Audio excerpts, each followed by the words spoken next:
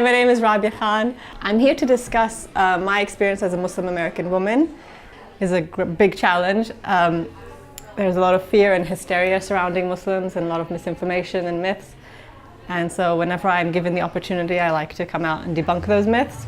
As a Muslim American woman, I have rights that many don't know about.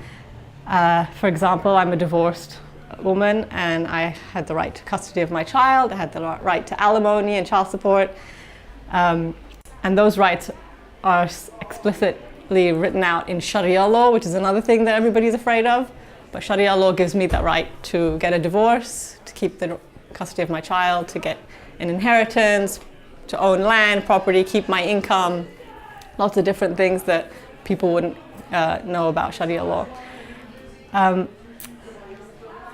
As a Muslim woman, I kind of take it as an insult when people think that I would willingly belong to a religion that doesn't give me rights or that sees me as a second-class citizen. I understand the cultural nuances that exist in societies, where culture will sometimes dictate a woman's or a man's place in society and disguise that as a religious ruling. But as I got older, I made sure I learned my rights and my roles, my responsibilities. And I can see the distinction between even living in an American society where misogyny definitely exists and where women are still fighting for equal pay and equal rights. I don't go, oh, it's because it's a Christian society, a predominantly Christian society. So I can see where religion and culture split and where they overlap. I was raised in a conservative household. You know, my father had 3 daughters, so he was very strict about no boys allowed in the house, on the phone. There was no internet, so we didn't have to worry about that. So I wasn't raised to cover my head, but it was considered a good thing to do. That's something I've struggled with as a Muslim woman. I do believe in modesty, but the head covering has been a challenge. I've put it on and taken it off several times throughout my life. And it's just something that I just will always struggle with, I think. It's personal conflict, and it's not something that women can be forced to do. That's another thing I like to make sure people know, that it's my choice.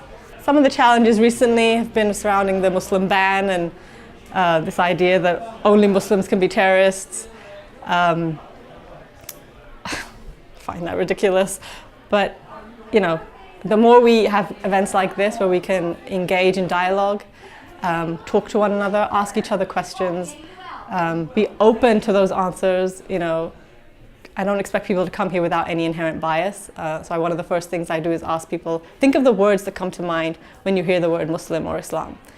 And then by the end of the discussion, I like to ask them again, like, you know, have any of those ideas that you had before you came into this, have they changed? You know, have you opened your mind to the possibility that maybe where you're getting your information from isn't 100% accurate?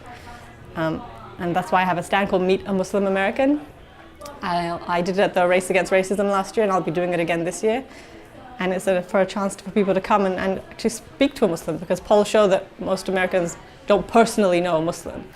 Going to school with one or working with one doesn't necessarily mean you have a relationship with that person, or that you talk about, you know, personal things. So just getting to know somebody on a personal level. I have to do the same thing. I have biases about certain groups. You know, I'm